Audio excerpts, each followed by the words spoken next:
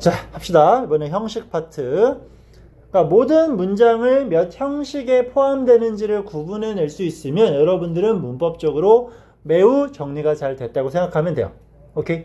반대로 단순 해석은 돼. 단어 조합해서 내용은 맞출 수 있지만 형식을 끼워 넣을 수 없으면 좀 어려운 문제들은 풀기 힘들다라고 생각하면 되겠고요.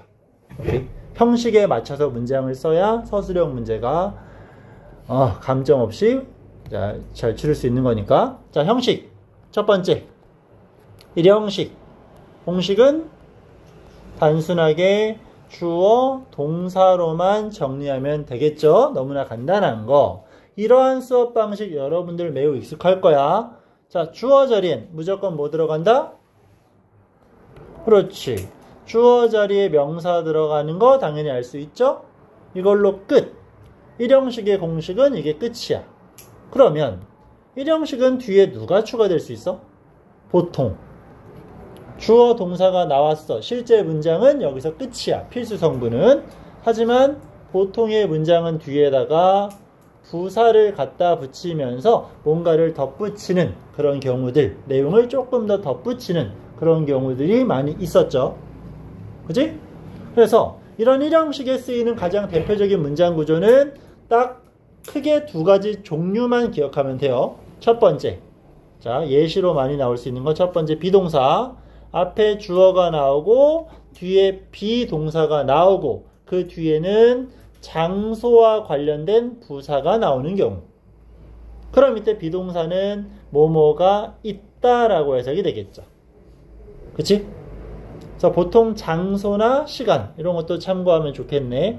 그러니까 100%라고 말할 수는 없겠지만 문장 내용을 판단할 때 장소나 시간을 설명하는 경우는 거의 대다수가 부사로 쓰이는 경우가 많으니까요. 오케이? 빨리빨리 성분을 분석할 땐 이 정도 활용하면 되겠고, 그리고 실제 가장 많이 우리가 볼 수 있는 일형식의 대표적인 문장은 누가 있었어? there 또는 here 앞에다 쓰고 그 다음에 비동사를 갖다 붙이죠. 그럼 앞에 있는 이놈들, 이런 here이나 there 원래 무슨 뜻이죠? here, there 하면 여기, 저기라는 뜻이겠지. 장소를 설명하죠. 정확히 말씀드리면 얘네들은 부사예요. 그리고 일반적인 그냥 뭐 단순한 명사 제외를 수식하는 그런 모든 부사를 설명하는 건 아니고 정확한 용어를 갖다 붙이면 유도 부사라는 이름을 갖다 붙일 수는 있지만 이건 중요치 않아. 그럼 우리한테 중요한 건 지금 공부하는 건 일형식이지. 여기 동사가 존재했죠. 주어 어디 있어? 문장 뒤에 주어가 나온다는 게 핵심인 거야. 왜? 동사의 형태를 구분할 때 인칭과 수, 시제 등을 구분해서 형태를 이제 딱 써야 되겠지만 중요한 건 주어에 따라 그 결과물이 나타나지는 거니까. 오케이? 그래서 뒤에 있는 주어에 따라서 동사 형태가 결정이 된다. 이런 것들이 가장 마지막에는 뭐라고 정리될 거야? 도치 구문이라고 정리가 될 겁니다.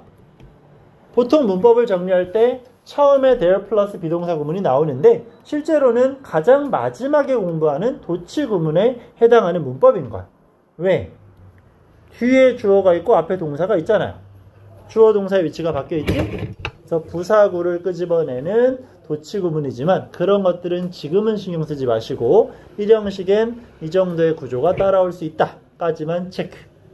됐지? 자, 다음 이형식.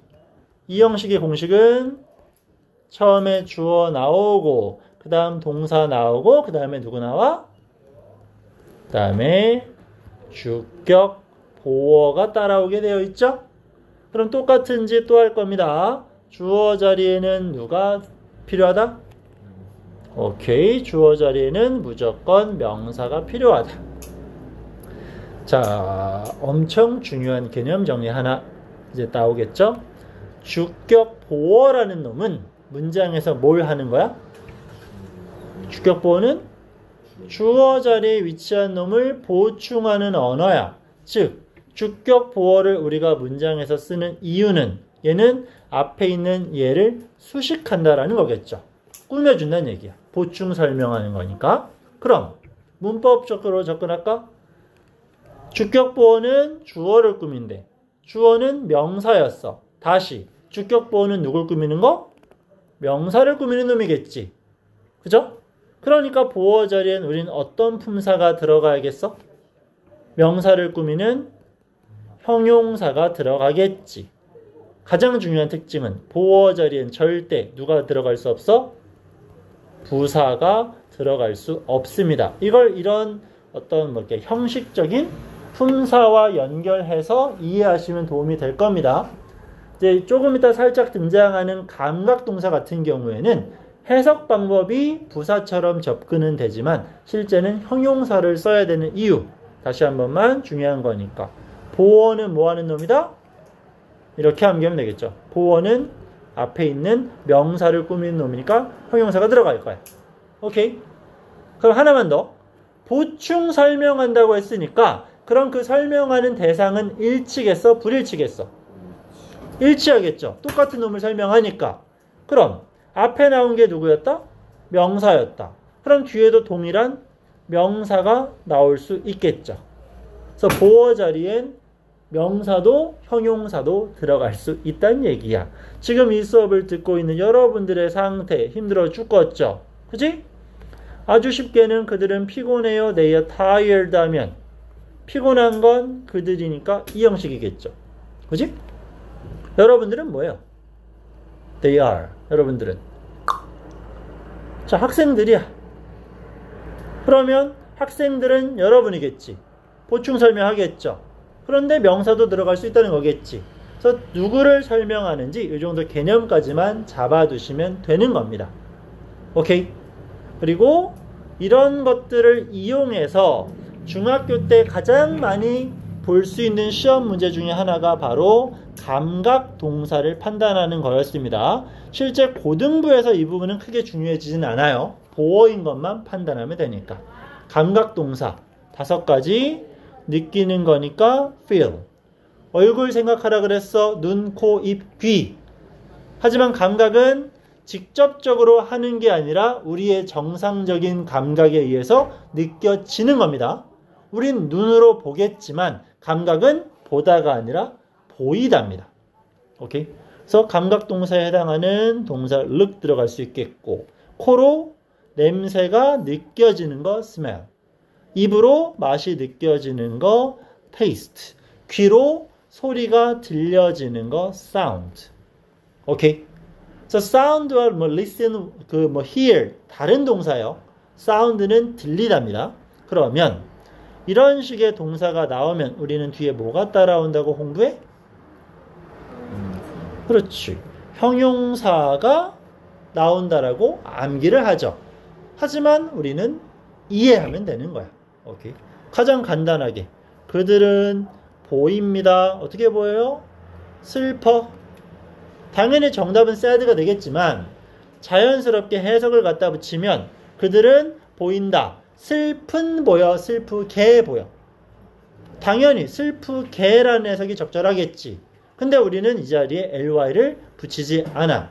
이유는 슬픈 건 누구니까? 그들이니까. 명사를 꾸미는 형용사 자리, 즉 보어이기 때문에 ly를 안 붙인다. 이 정도만 알면 되겠죠? 그지? 그리고 이런 부분에서 한 가지 추가되는 부분. 자, 이것도 당연히 알고 있어요. 감각 동사가 쓰이면 방금처럼 형용사를 쓴다 그랬어. 왜? 앞에 있는 주어, 정확히는 명사를 꾸며주는 자리이니까요. 하지만 이런 감각 동사 뒤에다가 like를 갖다 붙이면 얘기는 달라졌죠? 이것도 어떻게 이해하자고 했어? 감각 동사가 나왔지. 그럼 동사가 나오면 바로 뒤에 동사 또 나올 수가 없겠지. 그럼 뒤에 나와 있는 like란 친구는 뭐뭐를 좋아하다라고 쓰이는 동사의 표현이 아니라 뭐뭐처럼이라고 해석되는 품사가 뭐가 돼? 처럼이라고 해석되는 전치사가 되겠지. 그럼 우리가 파악해야 되는 건 어떤 구조? 감각동사니까 형용사를 떠올릴 수는 있겠지만 실제로는 like라는 전치사 뒤에 자리를 물어보는 거잖아. 그죠? 전치사 뒤에는 뭐가 와야 된다 그랬지? 명사가 와야 된다 그랬지. 그러니까 감각동사 like가 같이 나온다면 그때는 명사가 따라오는 구조가 적당하겠다라고 생각하시면 돼요. 오케이? 자, 이 정도가 이 형식에 대한 큰 개념인 겁니다. 간단하지? 그죠?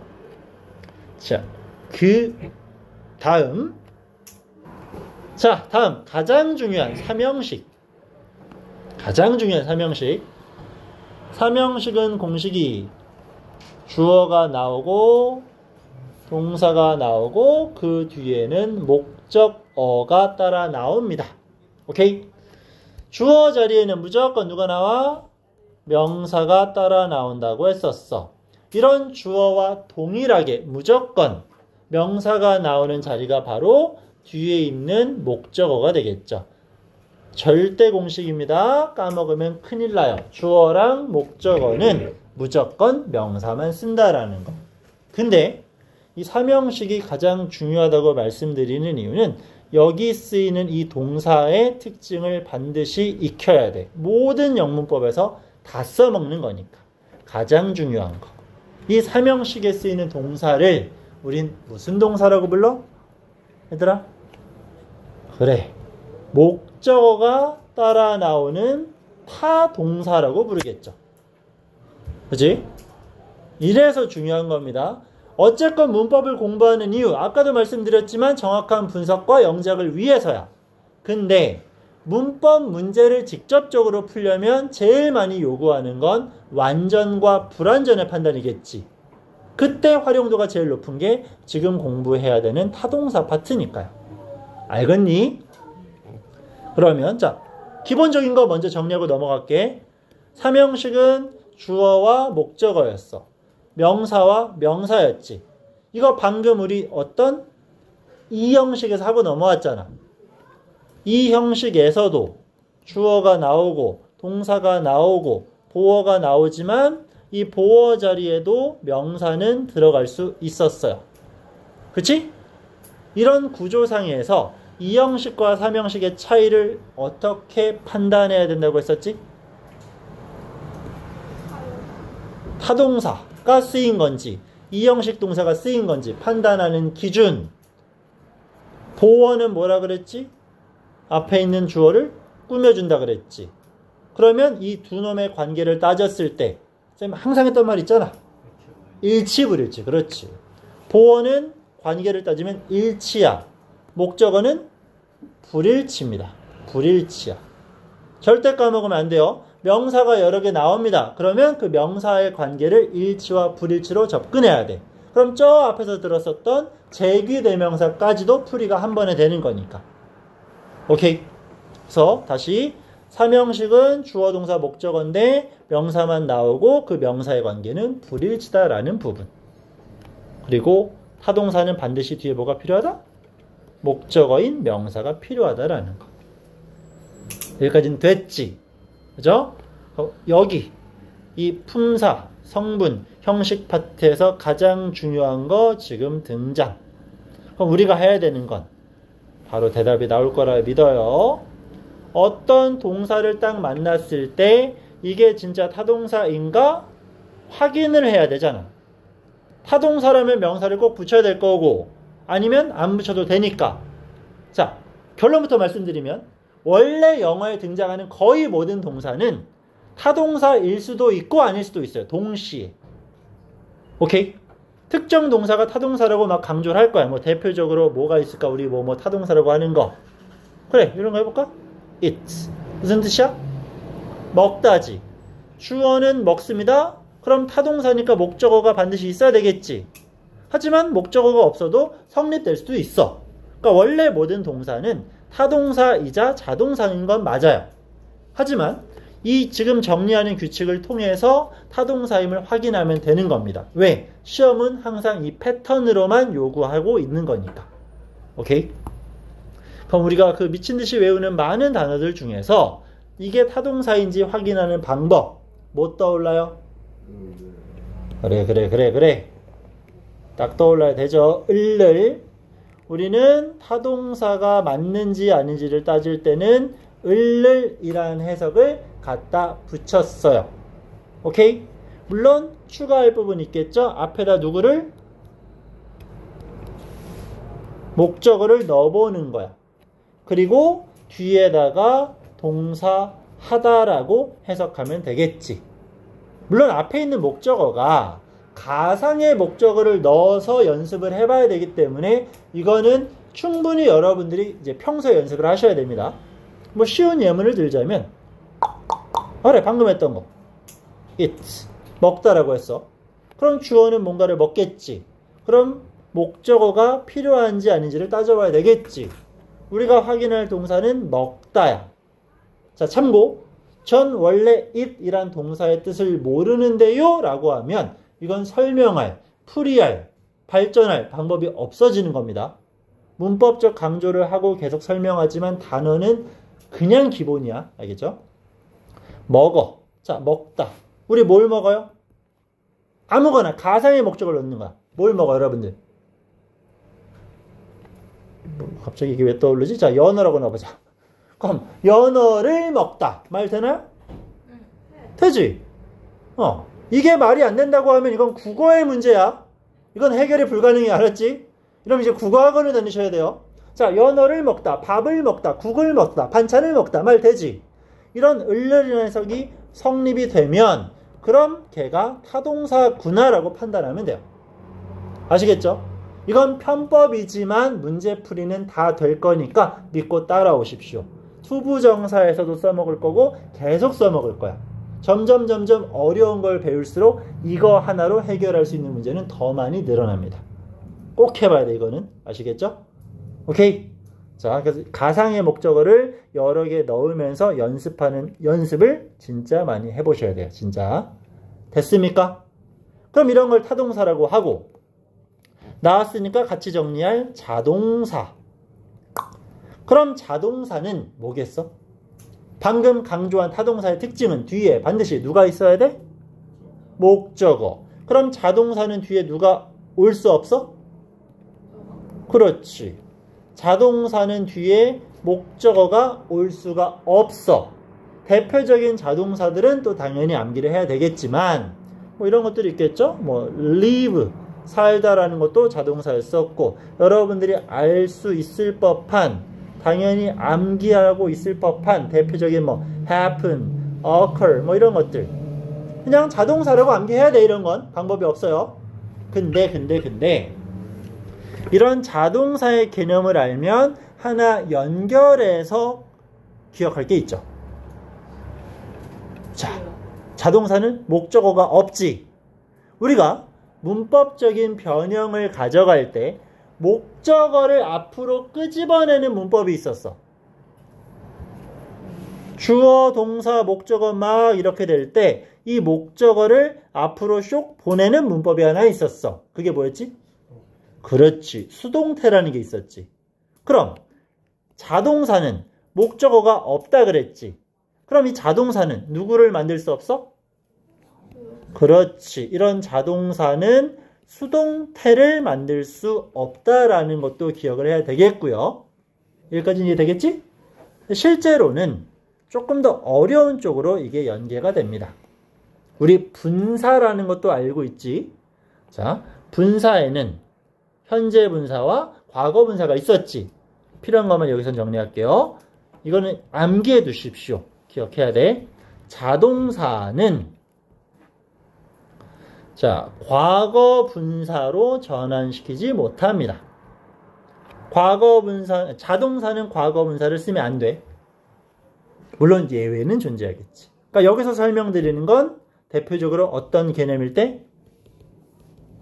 수동의 개념일 때. 수동이나 수동태를 설명할 때야. 그럼 이런 자동사는 우리 불규칙 동사표도 외우고 있잖아. 그럼 PP를 왜 외웠어?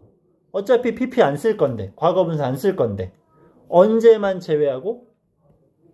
단 이렇게 정리해야 되겠죠. 완료 시제는 제외하고. 완료라는 건 현재 완료와 과거 완료가 있었죠. 지금 여기서 자동사를 PP 형태로 안 쓴다라는 건 하는지 당하는지를 설명하는 수동일 때야.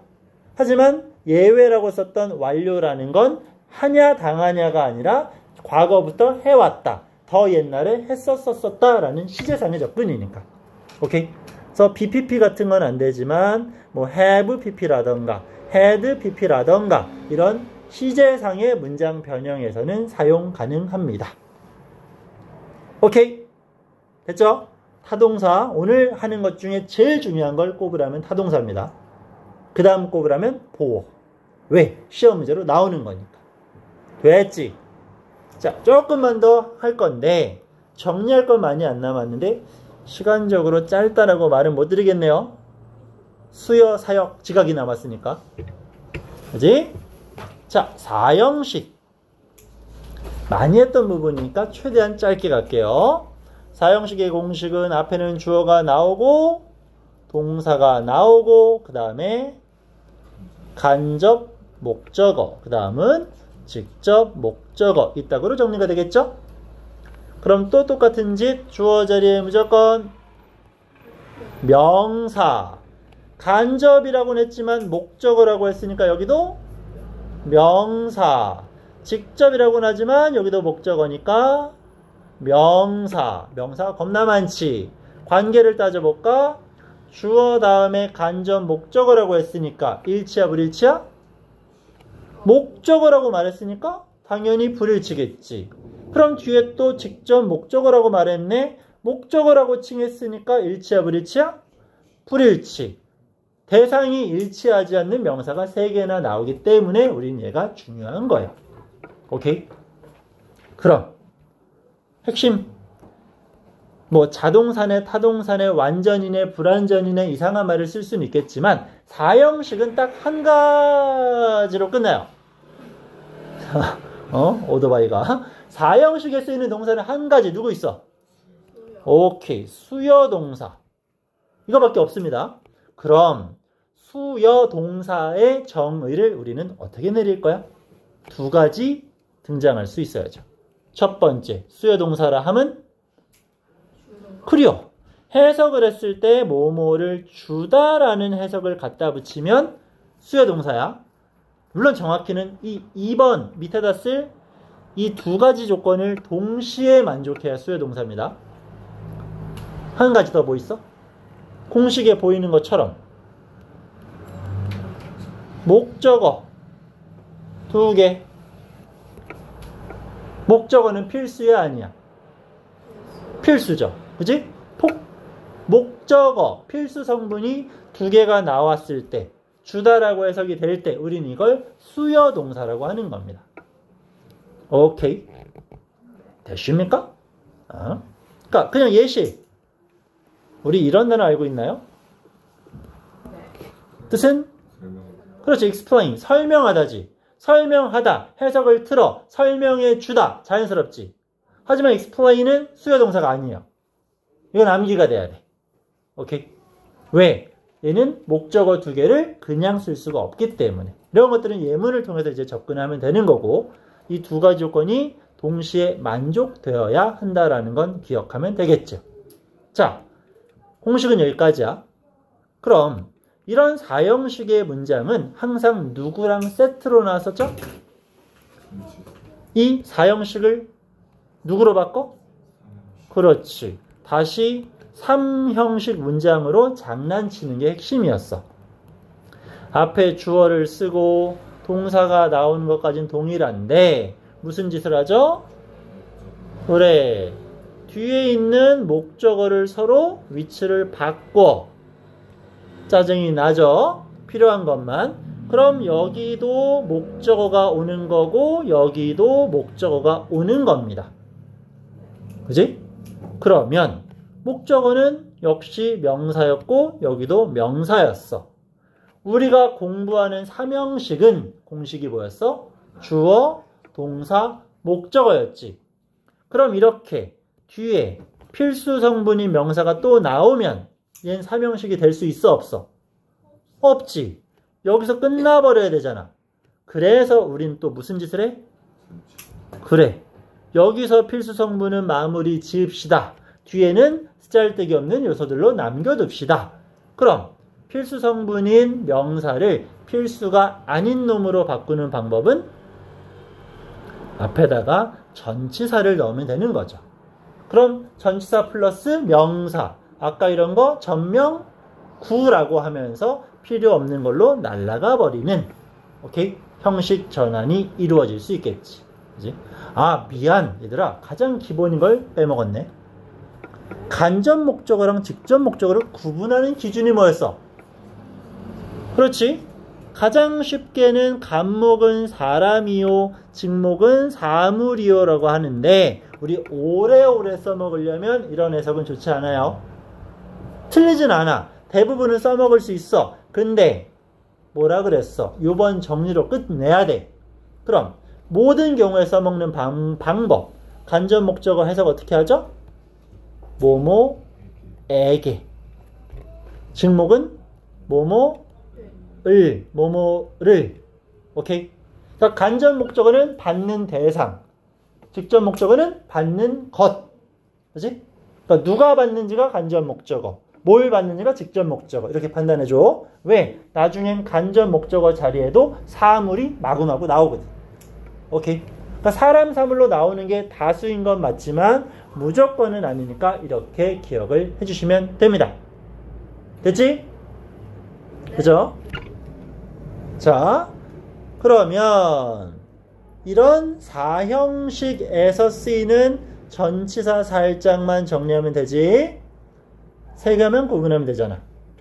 앞에 주어가 나왔고 여기 동사가 무궁가가 쓰일 것이고, 그러면 자, 위치가 바뀐 걸로 정리할게요. 직목과 간목이 위치를 바꿨어. 그럼 우리는 중간에 누구를, 전치사를 넣어야 한다라고 정리하고 있는 거지.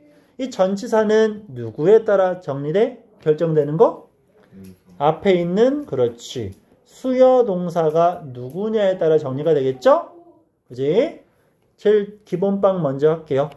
모르면 영어는 누구 쓰면 돼? 그렇지. 모르면 to 쓰면 돼. 그 다음 간단한 거. 수여 동사 자리에 ask 등장하면, 그렇지, 우린 전치사 of라고 그냥 간단히 외우고 있죠. 조금 이따가 ask 따로 정리할게요. 까먹기 전에.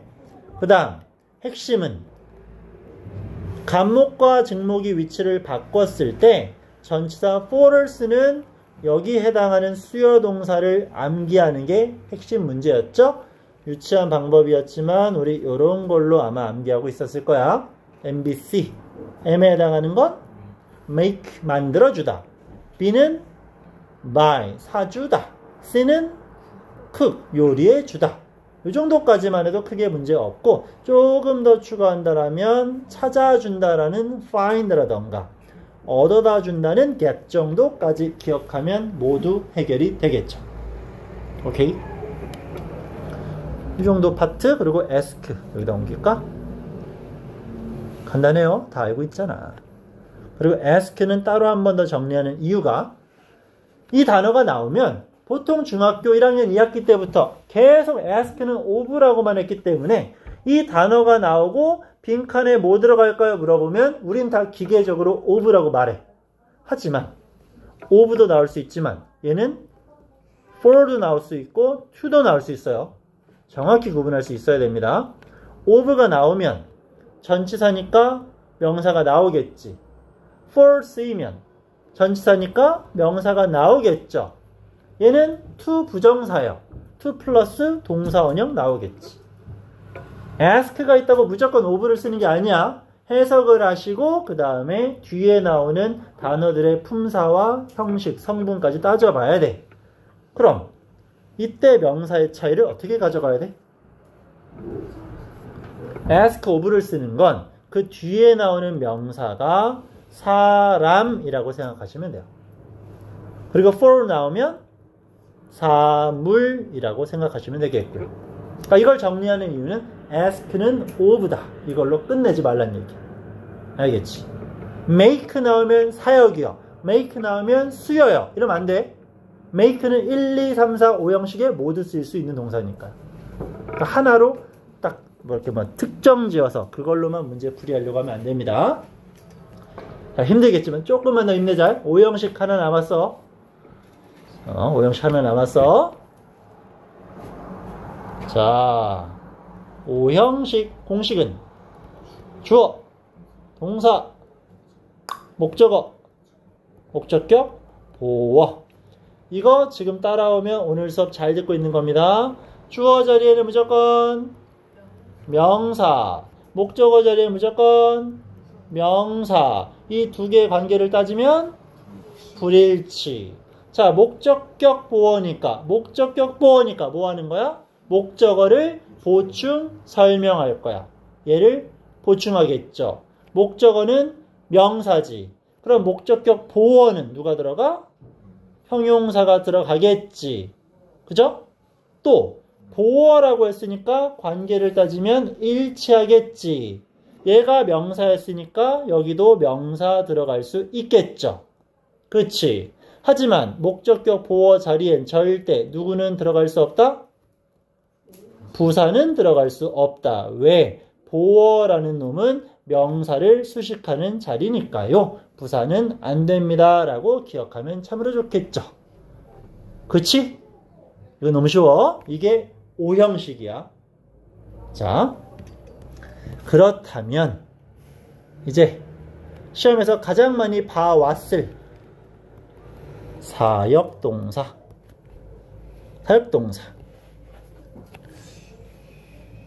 사역동사는 공식. 아까 수요동사도 조건이 두 개였죠? 주다라는 해석과 목적어 두 개. 사역도 공식은 두 가지야. 첫 번째, 해석을 하면 무슨 의미가 돼야 돼? 뭐뭐를 시키다, 뭐뭐하게 만들다. 그리고 사역동사의 두 번째 조건, 뭐 들어가? 목적격 보어 자리에 동사 원형이 들어가야 맞습니다. 이 두 가지 조건을 충족해야 사역동사입니다. 자, 간단하게 이 예문 안 적어도 좋아요. 나는 만들었어. 여러분들을 어떻게? 그래? 알았어. 고마워. 자, 행복하게 만들었대. 그럼 여러분들은 행복하냐? 행복하게 된 거야. 행복하게 됐죠. 근데 왜 우리는 happy라고 안 하고 happy라 그래? 목적어인 you를 꾸며주니까. 됐지? 행복한 건 여러분은 행복해. 일치하니까. 됐지? 그럼 이제 make는 사역이야, 지각이야? 둘 다 아니죠. 왜? 5형식이 들어간 건 맞아. 지금 5형식 동사야. 일치했으니까. 하지만 목적격 보어 자리에 뭐 들어갔어? 형용사 들어갔지. 동사원형 들어간 거 아니잖아. 오케이? 그러니까 물론 이 차이까지 구분하는 건 안 물어봐. 미친 선생이 아니고서는. 하지만 그래도 우리는 이 정도는 살짝 구분하면 더 정확하게 문제풀이가 되는 거야.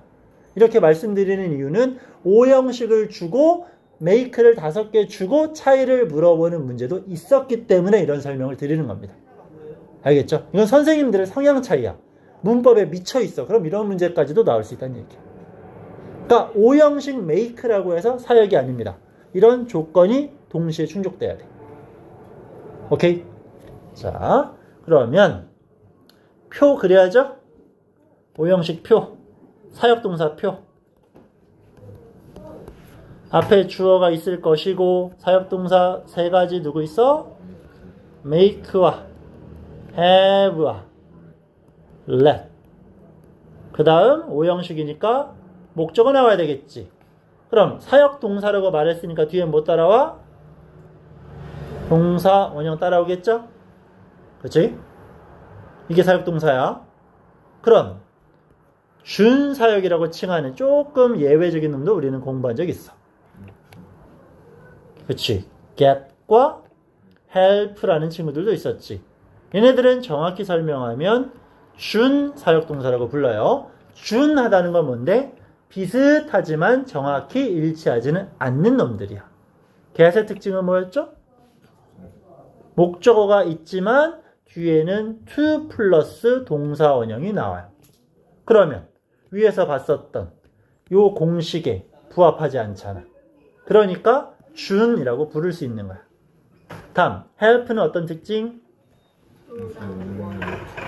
그렇지. 얘는 동사 원형을 쓸 수도 있고 투부정사를 쓸 수도 있지. 그 말은 동사 원형 들어갈 수 있으면 2번에 부합이 되잖아. 근데 왜 준사역이야? help는 이 형태 그대로 문장에 등장을 해도 시키다가 아니라 돕다라고 해석이 돼요. 그러니까 get 같은 경우는 1번의 조건은 충족했지만 이 get이라는 친구는 1번의 조건은 충족하지만 2번이 안 되기 때문에 준사역 동사가 되는 거고, 그 다음 help는 원형 부정사 2번은 충족했지만 1번이 안 돼요. 왜? 언제나 돕는 거니까. 그래서 얘는 준사역이라고 부르는 겁니다. 됐죠? 오케이? 근데 아쉽게도 여기서 끝나면 참 좋겠지만 이런 사역이 쓰이면 꼭 판단해야 되는 게 있었어. 실제로 사역동사는 4단계로 구분하겠지만 지금은 2단계까지만. 자, 이게 1단계입니다. 오케이? 근데 시험에서는 지금 설명할 2단계까지 연결할 수 있어야 돼요. 주어가 나왔고, 사역이 나왔고, 목적어 나왔고, 그 다음 원형 부정사 막 갖다 붙였어. 이런 식의 문장이 나오면 가장 중요하게 판단해야 되는 건 누구야? 반드시 목적어에 비중을 두셔야 돼요. 왜냐하면 방금 정리한 이 공식이 성립할 수 있는 전제 조건은 이놈이 쥐고 있으니까. 사역은 누가 누구한테 지시 내려? 주어가 목적어한테 일을 시키지. 그 목적어가 뒤에 있는 행동을 하니까 그 내용을 따져보면 이 두 가지가 일치하겠지. 그래서 오형식이라고 부를 수가 있는 거잖아. 됐지? 근데 만약에 지시를 받은 목적어가 그 행위를 스스로 해낼 수 없다라면, 많이 들어봤죠? 자, 이거 정리하는 거야. 분명 주어가 지시를 내린 게 맞아. 목적어가 이런 행위를 할 거야. 단, 이 목적어가 스스로 해낼 수가 없어. 수동의 대상이야. 능동이 불가능해. 그럴 경우는 뒤에를 원형 부정사가 아닌 과거분사 PP로 쓰게 되어 있었죠.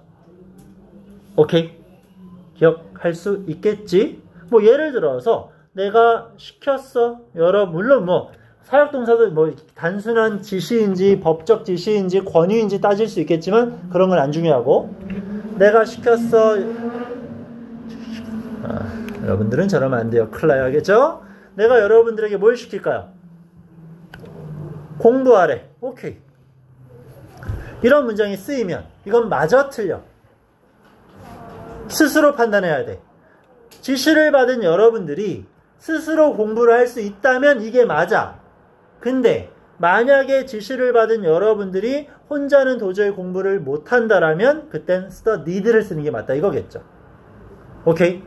사역동사 뒤에 설명하는 지각동사도 똑같지만 목적어가 핵심이야. 아시겠습니까? 어이? 자, 하나 남았어. 진짜 마지막이야. 진짜 마지막. 지각. 힘들죠? 네. 힘내. 자, 지각동사. 지각동사는 어떤 개념이죠? 공간지각. 공간지각. 그치, 공간지각. 공간을 알아내는 거. 진짜 쓸 거 아니야 이거. 그치? 지각은 뭐뭐를 알다라는 개념으로 접근할 수 있는 게 지각동사입니다. 지금 여러분들은 수업을 어떻게 하고 있어? 수업을 듣고 있지. 들으면 알 수 있나요? 모르면 안 되는데. 알 수 있어야죠. 들으니까 알 수 있어. 듣다는 지각이야. 보니까 알 수 있어. 또는 뭔가가 막 우두둑 떨어져. 비가 왔어. 느껴져. 느끼면 알 수 있어. 지각인 거야. 오케이? 발견해. 우리가 알고 있는 발견하다라는 동사 뭐 있어? find. 그것도 지각이 될 수 있는 거야. 알 수 있는 거니까. 그래서 특정하게 watch 나오고 listen to 나오고 hear 나오고 이것만 지각이라고 하지 말고 해석을 했을 때 알면 지각인 거야. 근데 이런 것들을 이제 대표적으로는 see, watch 이런 거 쓰겠죠. 그럼 정리. 주어 나옵니다. 지각동사가 나옵니다. 그럼 당연히 목적어 나오겠죠. 그럼 주어가 목적어의 상태를 알아차리는 거야. 목적어가 뭐뭐 하고 있는지를. 그때 뒤에는 뭐가 따라온다? 지각동사가 나오면 뒤에는 원형 부정사 또는 ing가 나오는 게 공식이죠. 헷갈리면 안 돼. 방금 전에 했던 사역은 원형 또는 가끔 to를 썼지. 얘는 원형 또는 ing가 들어간다 이거야. 언제 ing를 쓰나요? 구분하지 마세요. 오케이? 단순 진행 정도의 ing는 강조로만 판단해도 상관이 없으니까. 오케이? 자, 하나만 더 덧붙일 거야. 그럼 사역과 지각은 둘 다 오형식이었지. 사역 동사가 쓰이면 제일 중요한 건 누구라 그랬어? 목적어라 그랬지. 얘도 마찬가지예요. 얘도 마찬가지. 지각 동사가 쓰인 것 같으면 목적어를 판단해서 뒤의 행위를 할 수 있나 없나 따져야 되겠죠. 만약 이 목적어가 똑같이 정리할게요. 수동적이야. 스스로 못하면 우리는 이 자리에 그렇지 pp가 오겠지. 이거랑 연결될 수 있는 가장 많이 등장하는 예문이 이거야. 시험에서 많이 봤을 겁니다. 나는 들었습니다. 내 이름이 뭐 하는 것을? 자, 시험 문제는 매번 이런 식으로 장난치겠죠. 이렇게 짧아. to call. 그럼 나는 들었다. 내 이름은 불러. 지각 동사니까 to 들어가면 돼? 안 돼? 안 돼. 그럼 우린 얘를 누구로 고칠 거야? call 또는 calling이라고 고치겠지만 핵심은 누구다? 목적어. 내 이름은 불러, 불려. 능동이야, 수동이야? 수동. 그러니까 이딴 거 하지 말고 누굴 써라? 과거 분사인 called를 써야 올바른 문장이 될 수 있다. 이겁니다. 됐죠?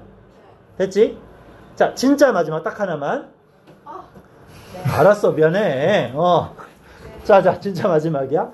그럼 이렇게 정리가 됐는데 사역과 지각이 시험 문제에 많이 나왔죠?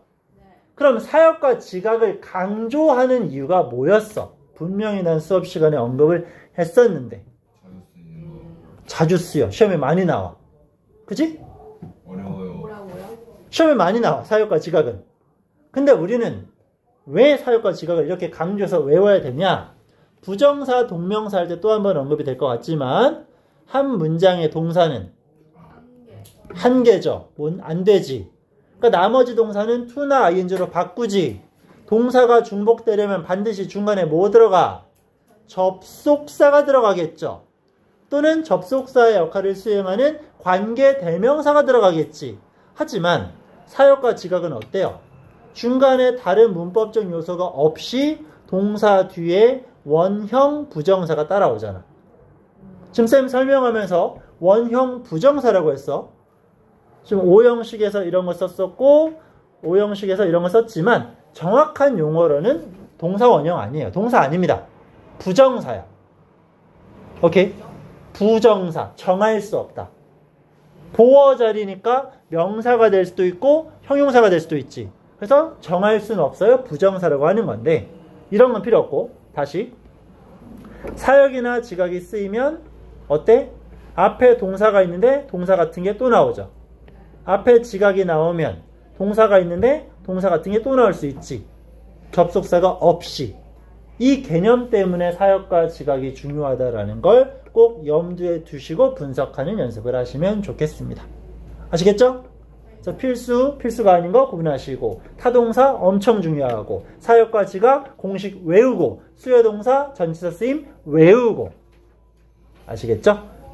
목적어의 능동성 여부까지 정리하면 끝!